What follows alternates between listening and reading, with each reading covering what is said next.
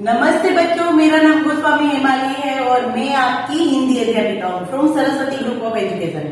How are you everyone? Now student, last session में हमारा course complete हो गया है। हमने ग्रामर के कुछ टॉपिक भी देख लिए हैं। अब हमारी एग्जाम है वो नजदीक आ रही है, राइट? तो स्टूडेंट, हम लोग हर एक चैप्टर का रिवीजन करेंगे और पता है कि हमारी एग्जाम दो पार्ट में है, एक है सब्जेक्टिव और एक होगी ऑब्जेक्टिव, राइट? तो स्टूडेंट, सब्जेक्टिव का रिवीजन है उसके हम लोग 2 सेशन करेंगे और ऑब्जेक्टिव का जो रिवीजन है उसके भी हम लोग 2 सेशन करेंगे, राइट? तो सबसे पहले तो हम लोग हमारा कोर्स कितना है, आज हम लोग फर्स्ट सेशन में आधे चैप्टर करेंगे, सेकंड सेशन में हम लोग दूसरे चैप्टर करेंगे और फिर हम सब्जेक्टिव जो हमारी वर्कशीट है उसको भी एक बार देखेंगे, राइट? और फिर नेक्स्ट सेशन में हम लोग ऑब्जेक्टिव का जो ऑब्जेक्टिव की वर्कशीट है उसकी प्रैक्टिस करेंगे। तो आज का सेशन बहुत इंपॉर्टेंट है क्योंकि आप लोगों को सारे चैप्टर में रिवाइज करवा रही हूँ, तो एकदम सबको ध्यान से देखना है सब कुछ, राइट? तो सबसे पहले तो हमारा कोर्स कौन सा है? आफ्टर दिवाली 8 से हमने स्टार्ट किया था, चैप्टर नंबर 8 से।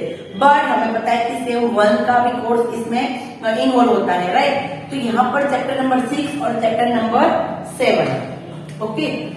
सेम 1 के चैप्टर नंबर 6 और 7, राइट? और फिर चैप्टर नंबर 8 to 16, ये हमारा टोटल कोर्स है। डन। तो आज हम लोग चैप्टर नंबर 6 से स्टार्ट करेंगे। देखो, ये चैप्टर नंबर 8 to 16 है। आफ्टर दिवाली हमारी 1 बार टेस्ट भी हो गई है, तो इसका हमें सब कुछ पता है। ये जो लास्ट वाले जो लेसन है वो हमने ऑलरेडी लास्ट में की, इसलिए याद है। और आगे के चैप्टर है जो हमारे एग्जाम की भी हो गई है, इसलिए याद है। बट ये 6 और 7 चैप्टर है, उसका हमें थोड़ी सी प्रैक्टिस होनी चाहिए। तो चलो लेट्स स्टार्ट चैप्टर नंबर 6, चतुर रेखा, राइट? चैप्टर नंबर 6 से हम लोग स्टार्ट करते हैं चतुर रेखा। तो देखो, हम लोग एक एक लाइन नहीं करेंगे, बट उस सेशन में क्या क्या था, किस प्रकार से क्वेश्चन हो सकते हैं, वो सब कुछ देखेंगे, राइट? रेखा नाम की एक लड़की थी और वो किस कक्षा में पढ़ती थी? तीसरी कक्षा में पढ़ती थी। वो बहुत पढ़ाई में होशियार थी, वो नटखट तो थी पर थोड़ी होशियार भी थी। वो पाठशाला पैदल आती जाती थी। पाठशाला वो हमेशा घर से पाठशाला और पाठशाला से घर पैदल आती जाती थी, राइट? एक दिन क्या हुआ कि उसको देर हो गई और उसकी सारी सहेलियां चली गई। फिर वो उसने क्या किया कि उसकी फीस भरने का आखिरी दिन था, तो उसकी माँ के पास से उसने 500 रुपए लिए और वो पैदल चलने लगी। फिर रास्ते में वो कुछ चीज लेने के लिए एक दुकान पर ठहरती है और वहां पर क्या होता है कि उसकी जेब से 500 की नोट गिर जाती है और एक अनजान व्यक्ति होता है जो उसको देख लेता है। और अनजान व्यक्ति ऐसा सोचता है कि ये छोटी सी लड़की है तो क्यों ना इससे ये पैसे पड़वा ले, राइट? तो वो उसका पीछा करता है। तो वो रेखा है, वो तो स्मार्ट थी, उसको तो पता चल गया कि उसका कोई पीछा कर रहा है। फिर उसने क्या किया कि थोड़ी देर रुकी, देखा कि जरूर कोई पीछा कर रहा है। फिर उसने आगे जाके देखा कि एक पुलिस वाला था और वो सिग्नल के पास खड़ा था। कहाँ पर खड़ा था? सिग्नल के पास। और फिर वो वहां पर गई और उसने क्या किया, कुछ बातें करने लगी, कुछ समय पूछ रही थी। बट उस आदमी को क्या लगा कि ये उसकी कंप्लेन कर रही है, इसलिए वो आदमी तो भाग गया। और इसी तरह रेखा ने अपनी चतुराई से अपने पैसे भी बचा लिया और उसके जो पीछा कर रहा था उससे भी उसने छुटकारा ले लिया, राइट? तो इसी तरह फिर सारी बातें उसने अपनी फ्रेंड से भी कही और ये सब हमें लेसन में पता है, राइट? तो रेखा पाठशाला कैसे आया जाया करती थी? तो पैदल। फिर रेखा किस कक्षा में पढ़ती थी? तो तीसरी कक्षा में। रेखा पुलिस वाले के पास क्यों गई? क्योंकि वो उस आदमी को डराना चाहती थी, राइट? इसीलिए वो पुलिस वाले के पास गई। फिर व्यक्ति रेखा का पीछा क्यों कर रहा होगा, सोचकर बताओ। तो वो क्यों कर रहा होगा? क्योंकि उसको लगा कि ये लड़की है और इसके पास से वो पैसे ले लेगा, राइट? इसीलिए वो उसका पीछा कर रहा था। रेखा के 2 गुण लिखिए, तो वो कैसी थी? एकदम होशियार और नटखट भी थी, राइट? स्कूल जाते समय रेखा ने पैसे किस लिए रखे थे? क्योंकि फीस भरने का आखिरी दिन था। और रेखा ने अध्यापक से क्षमा क्यों मांगी? क्योंकि वो देर से पहुंची थी, राइट? तो ये था हमारा चैप्टर नंबर 6। नाउ अब हम देखते हैं चैप्टर नंबर 7, फलों की सभा। तो उसमें तो हमें पता है कि सारे फल है वो अपने अपने गुण कह रहे हैं, राइट। और सबसे पहले फलों का राजा कौन है? आम है। और आम और राजा है वो तो अपने सिंहासन पर बैठे हैं और सभी का स्वागत कर रहे हैं। और नारंगी है वो तो कहते हैं कि हम तो सौभाग्यशाली है कि आपकी सभा में बैठे। फिर सभी अपना अपना कहते हैं कि क्या क्या है, जैसे कि आम कहते हैं कि आजकल लोग फलों का महत्व समझने लगे। नारंगी कहती है सच बात है कि मेरे रस पीने से पेट ठीक रहता है। देखो किस कौन से फल से क्या प्राप्त होता है वो आपको याद रखना है। नारंगी से पेट ठीक रहता है। क्या ठीक रहता है? पेट ठीक रहता है। और नींबू में विटामिन सी होता है, खट्टा यानी विटामिन सी से भरा लंबा लंबू, ऐसा कहता है नींबू। फिर केला, तो केला कहता है कि मैं तो सस्ता हूँ और मिठास से भरपूर हूँ। धनी निर्धन यानी कि कम भाव होने की वजह से वो सब उसको खरीद सकते हैं। दक्षिण भारत में तो केले की वेफर भी बनाई जाती है, चिप्स भी बनाई जाती है। और सेब तो अपनी प्रशंसा करते हुए क्या कहता है कि डॉक्टर भी मुझे खाने के लिए कहते हैं और मुझे खाओगे तो स्वस्थ हो जाओगे। और मैं पाचन शक्ति और तरबूज कहता है कि मैं तो पाचन शक्ति बढ़ाता हूँ। तरबूज से पाचन शक्ति बढ़ती है। और रेगिस्तान का ऊंट है वो भी मुझको पी के खा के अपनी प्यास बुझाता है, यानी कि तरबूज से हम हमारी प्यास भी बुझा सकते हैं और हमारी पाचन शक्ति भी बढ़ती है। पपीता, मैं आंखों की रोशनी के लिए लाभदायक हूँ क्योंकि मुझसे विटामिन ए है, यानी कि याद रखना कि पपीता में विटामिन ए है और उससे खाने से हमारी आंखों को लाभ रहता है, फायदा रहता है। अंगूर, तो वो तो अपनी सुंदरता पर ही फिदा क्योंकि वो इतना दिखने में ही सुंदर है और अलग अलग रंगों में, दैट मीन्स काला और हरा रंगों में पाया जाता है और उसमें तो विटामिन सी है। और नींबू कहता है कि मैं तो खटास से भरा हूँ और महाराज मिठास से। आम है वो एकदम मीठा है और नींबू है वो एकदम खट्टा है। तो इस तरीके से सारे फल है वो सब एक दूसरे के बात कर रहे हैं। तो सिंहासन पर कौन बैठा है? तो आम बैठा है। विटामिन सी किन किन फलों में? तो नींबू में, नारंगी में, अंगूर में, जितने खट्टे फल होते हैं उसमें विटामिन सी होता है। सेब के बारे में डॉक्टर ने क्या कहा कि सेब के बारे में डॉक्टर ने क्या कहा कि हर रोज एक सेब खाना चाहिए जिससे स्वास्थ्य सही रहता है। सभा में कौन कौन से फल आए? तो अंगूर, नारंगी, संतरा, पपीता, तरबूज, नींबू, राइट, आम, सब लोग। केले का उपयोग हम किन किन रूपों में करते हैं? तो केले का उपयोग हम लोग केले की सब्जी बनाते हैं, चिप्स बनाते हैं, राइट। तरबूज ने अपने बारे में क्या कहा? तो तरबूज ने क्या कहा कि उसको खाने से पाचन शक्ति बढ़ती है और हमारी प्यास भी बुझती है। फल खाना हमारे लिए क्यों जरूरी है? क्योंकि उसमें से सारे विटामिन हमें मिलते हैं, राइट। देखो लेसन अगर एक बार आप लोग ठीक से रीड कर लेंगे तो आप अपने तरीके से आंसर लिख सकते हैं, राइट। फलों का राजा आम, पपीते में कौन सा विटामिन है? तो विटामिन ए। और अंगूर की किस बात पर विदा है? तो उसकी सुंदरता पर, राइट। अभी फिर उसके बाद देखते हैं चैप्टर नंबर 8। चैप्टर नंबर 8 था जापान। बहुत सुंदर पाठ था हमारा। वो एक पत्र था और हमने देखा था कि वो अपनी सहेली रीना लिख रही है, तुम्हें उसको लिख रही है कि जापान उसकी फ्रेंड गई थी तो जापान के बारे में हमें कुछ बातें बताई थी। क्या क्या बातें बताई थी कि एक तो वो उसकी गर्मियों की छुट्टियों में गई थी। फिर कौन गया था?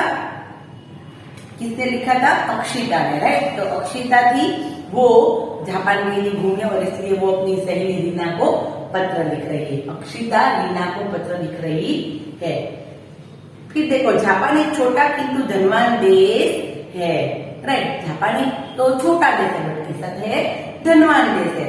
इस देश के लोग बहुत लगन से काम करते हैं और वहाँ कंप्यूटर, टेलीविजन आदि सभी संसार में प्रख्यात है। सारे इलेक्ट्रिक सारी चीजें वो जापान की प्रख्यात है, वो सब में आगे है। जापान एक ऐसा शहर है जो समुद्र के छोटे छोटे द्वीपों पर बसा हुआ है। द्वीप यानी कि हमने देखा था कि जिसके चारों तरफ पानी हो, ऐसा, राइट। तो जापान एक ऐसा शहर है जिसके समुद्र के छोटे छोटे द्वीपों पर बसा है। यह एक लकड़ी के घर बना, यहाँ पर क्या होता है कि लकड़ी के घर बनाते हैं। क्यों? क्योंकि वहां पर ज्यादातर भूकंप आते रहते हैं और ज्यादातर घर में लोग बहुत चीजें भी नहीं रखते, वो लोग जमीन पर सोते हैं, राइट। और इसका कारण जैसे कि कहा कि वहां पर बार बार भूकंप आता है जिसकी वजह से जान माल का नुकसान ना हो, इसलिए सभी वहां पर लकड़ी के घर बनाते हैं। और वो क्या कहलाता है? फूलों का देश भी कहलाता है। क्यों?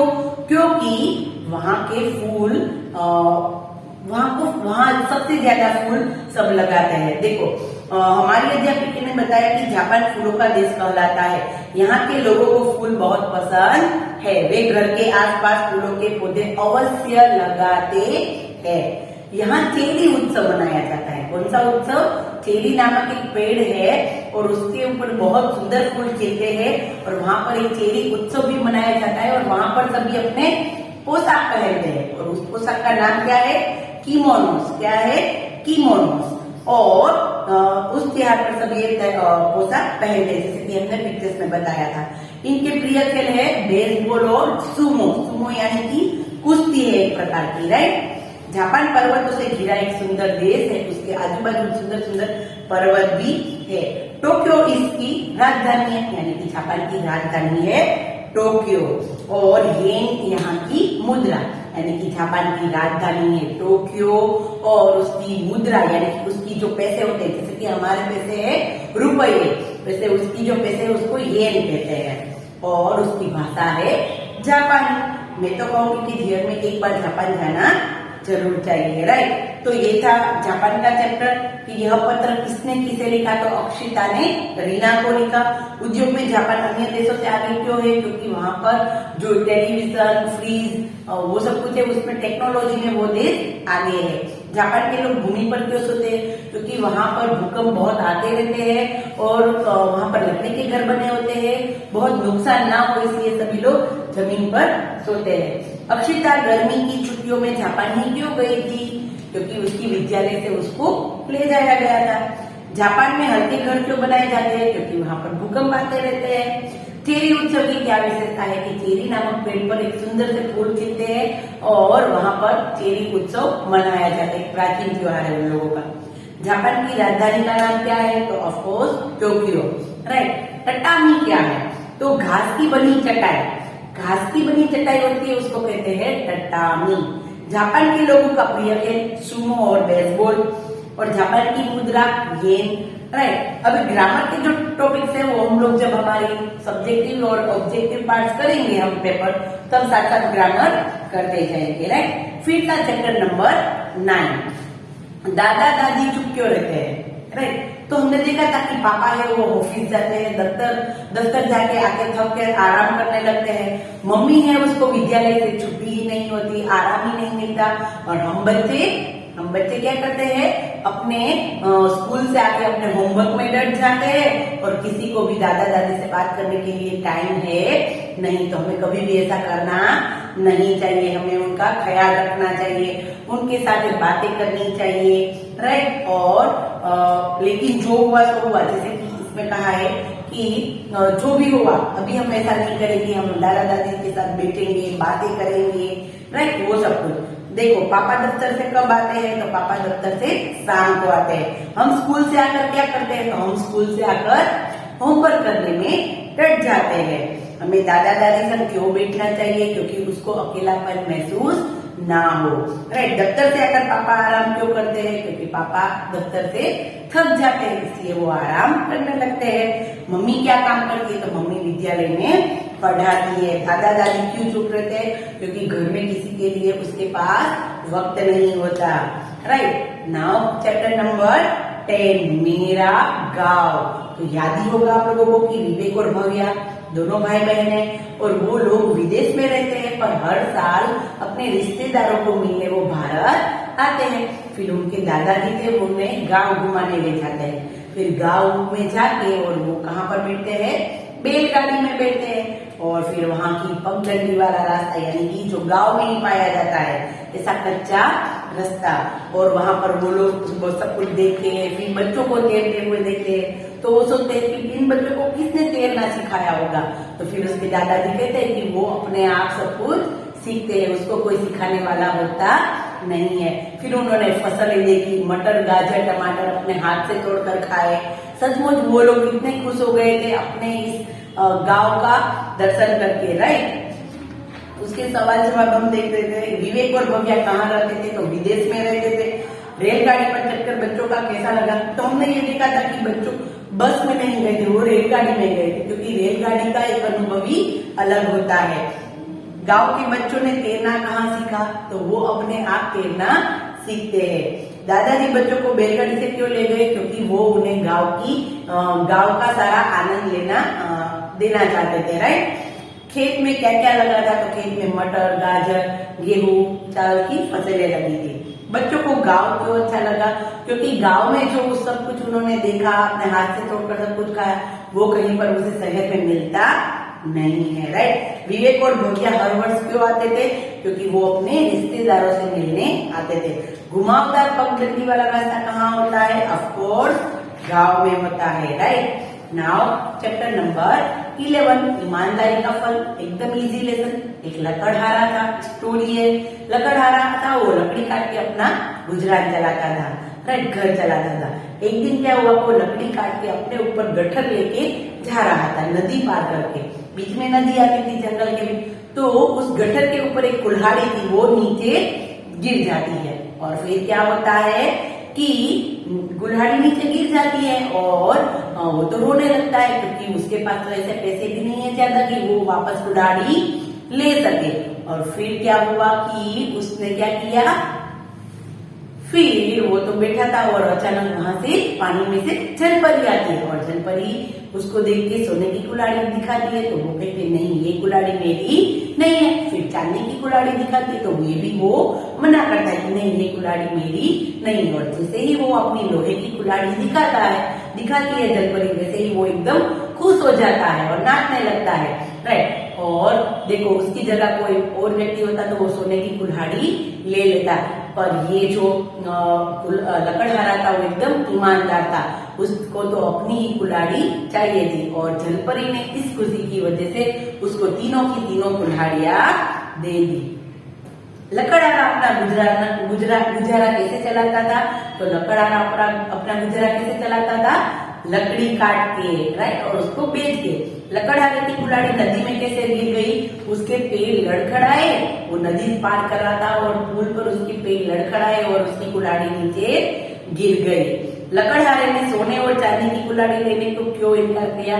क्योंकि वो कुल्हाड़ी उसकी नहीं थी, उसकी कुल्हाड़ी तो लोहे की थी, राइट। क्योंकि वो जानता था मन में कि सोने की या चांदी की कुल्हाड़ी से वो अपना गुजारा चला सकेगा नहीं। लकड़हारा दुखी क्यों हो गया? क्योंकि उसकी कुल्हाड़ी नदी में गिर गई थी। वह अपनी कुल्हाड़ी देखकर खुशी से क्यों उछल पड़ा? क्योंकि उसको उसकी कुल्हाड़ी मिल गई और उसी से ही वो अपना कार्य कर सकता है। जलपरी ने लकड़हारे को तीनों कुल्हाड़ियां क्यों दे दी? क्योंकि उसकी ईमानदारी को देखकर और खुश होकर जलपरी ने उसको तीनों कुल्हाड़ियां दे दी। नाउ चैप्टर 12, सूर्य। कौन सा चैप्टर? 12 वाला, सूर्य। मोहित, अरे यह पौधा क्यों सूख गया? मैं तो रोज इसमें पानी देता हूँ। मोहित है वो ऐसा बोल रहा है कि ये पौधा क्यों सूख गया? क्योंकि मैं तो उस पर रोज पानी देता हूँ। और मीरा कहती है कि मेरे कमरे में कुछ दिखाई नहीं दे रहा, अंधेरा अंधेरा है। मीरा ये कहती है कि कमरे में अंधेरा है। देखो दोनों की बातों में क्या है कि मोहित था, उसका पौधा था, वो बिना उसको सूरज की रोशनी नहीं मिल रही थी। और मीरा थी, उसके भी कमरे में खिड़कियां और सब कुछ बंद था, इसलिए वहां पर सूरज की रोशनी नहीं आ रही थी। और ममता कहती है कि ये देखो ये चिड़िया मरने लगी है क्योंकि उसको भी रोशनी नहीं मिल रही, वो एक कमरे में बंद है। और फिर उनकी माँ है वो सबकी परेशानियां सुन रही है, वो सबको आंसर देती है कि माँ देखो ना कितने प्यारे पौधे लगाए थे, सूख गए। मीरा कहती है कि कमरे में कुछ दिखाई नहीं दे रहा। और ममता कहती है कि चिड़िया मर जाएगी। अरे मोहित तुमने पौधा कमरे में क्यों रखा है? उसकी माँ कहती है सूरज की किरणें उस तक नहीं पहुंची रही है, इसलिए वह सूख गया है। और मीरा कमरे की सारी खिड़कियां बंद है, इसलिए वहां अंधेरा है। और ममता को कहती माँ अब समझाओ, मैं आया परंतु चिड़िया क्यों चुपचाप पड़ी है? मैं अब समझ में आया।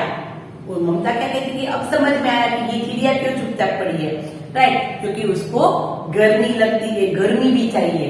हर एक प्राणी को हम अगर एक बार सोच के देखो कि सूरज नहीं होगा तो हमारी हालत कैसी होगी, राइट। तो हम हर एक जीव को सूर्य की प्रकाश, गर्मी सब कुछ चाहिए, राइट। आप देखते हैं कि बारिश के मौसम में 2-3 दिन तक सूरज कम दिखाई देता है तो भी हमारे घर में बहुत गंदी गंदी स्मेल आने लगती है, हमारे कपड़े नहीं सूखते, राइट। और सब लोग परेशान हो जाता है, बाहर रास्ता भी गंदा हो जाता है। तो सूरज की गर्मी हमारे जीवन के लिए बहुत महत्वपूर्ण है, राइट। पौधा क्यों सूखने लगा था? क्योंकि उसे सूरज की गर्मी नहीं मिल रही थी। चारों ओर अंधेरा कब छा जाता है? क्योंकि सूरज की रोशनी, खिड़कियां सारी बंद थी और सूरज की रोशनी अंदर नहीं आ रही। सूरज हमारे लिए क्यों जरूरी है? क्योंकि हर एक जीव के लिए प्रकाश और गर्मी जरूरी है, राइट। सूर्य से हमें क्या मिलता है? ऑफकोर्स रोशनी और गर्मी। चिड़िया ठंड से क्यों कांप रही थी? क्योंकि उसको गर्मी नहीं मिल रही थी, इसलिए वो ठंड से कांप रही थी। यदि सूरज नहीं निकलेगा तो हम लोगों का जीवन संभव नहीं है। मोहित क्यों परेशान था? तो पौधा सूखने के कारण वो परेशान था।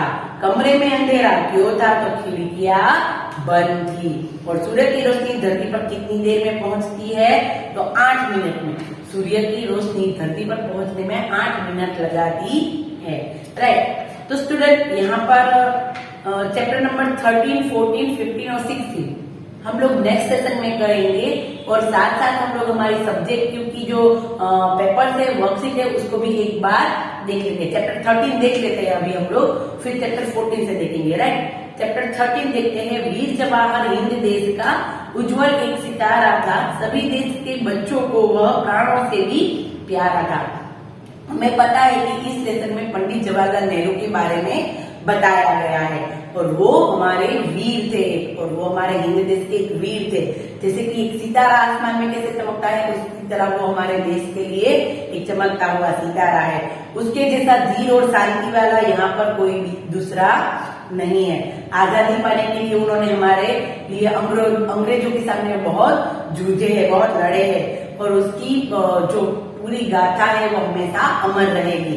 तो हमें पता है कि इसमें किसकी बात है? पंडित जवाहरलाल नेहरू। और वो हमारे पहले प्रधानमंत्री थे और उनका जन्मदिवस 14 नवंबर बाल दिवस के रूप में मनाया जाता है, राइट। हमें आजादी दिलाने में उन्होंने बहुत कार्य किए हैं, अंग्रेजों के सामने बहुत जुझुमे हैं। हिंद देश की से यहाँ किस देश की ओर बात है?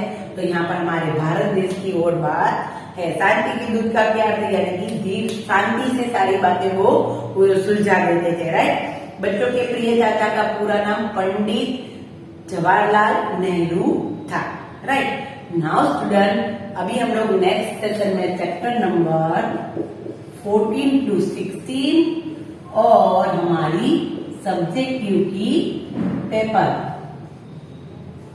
करेंगे, राइट। तो तब तक के लिए बाय बाय एवरीवन।